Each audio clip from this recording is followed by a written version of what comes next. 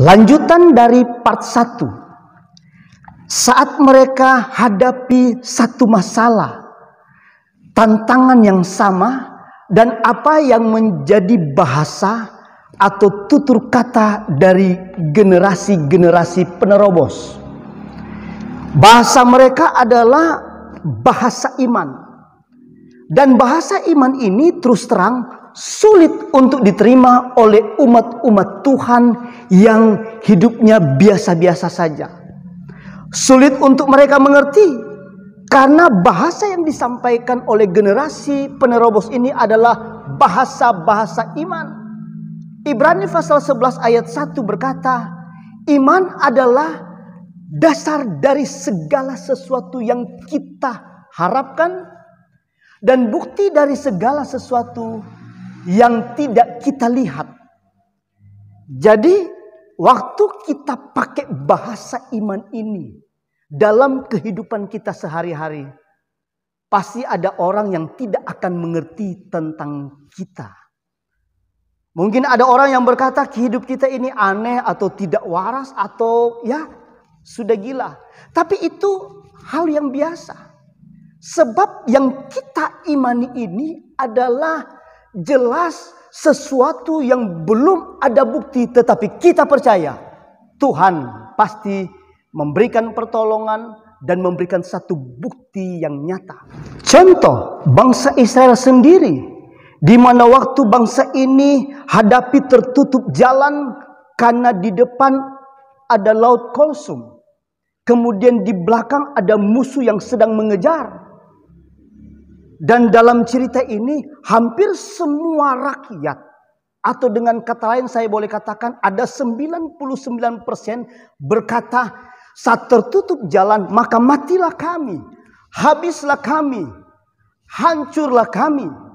Tapi ingat, di dalam sejarah bangsa Israel ini, sekalipun kalaupun melihat voting, Musa kalah voting karena hanya Musa sendiri yang punya bahasa iman.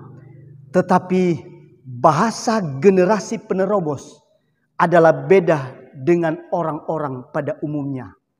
Jadi yang kedua, bahasa atau tutur kata generasi penerobos kita akan baca dalam Keluaran pasal 14 ayatnya yang ke-13. Firman Tuhan berkata sebagai berikut, tetapi berkatalah Musa kepada bangsa itu, janganlah takut, berdirilah tetap, dan lihatlah keselamatan dari Tuhan yang akan, garis bawahi, yang akan diberikannya hari ini kepadamu. Sebab orang Mesir yang kamu lihat hari ini, tidak akan kamu lihat lagi untuk selama-lamanya. Adapun bukti dari bahasa iman dari generasi penerobos, yaitu Musa, langsung pun dinikmati dan dirasakan secara global, secara langsung di dalam ayatnya yang ke-14. Firman Tuhan berkata, Tuhan akan berperang untuk kamu, dan kamu, yaitu saya dan saudara, diam saja. Haleluya, puji Tuhan. Dan dengan bahasa iman inilah jalan yang tertutup atau tidak ada jalan, Tuhan pun mampu buat jalan baru. Dan perlu kita ketahui, jalan baru yang Tuhan buat itu adalah jalan baru yang tidak pernah masuk dalam logika kita. Sebab firman Tuhan berkata, lautan jadi jalan raya. Puji Tuhan, cara kerja Allah seperti ini sekaligus mengingatkan kepada kita-kita yang khususnya buat generasi-generasi yang gampang menyerah dan generasi-generasi yang gampang berputus asa. Jangan pelihara hidupmu yang penuh dengan kekhawatiran itu.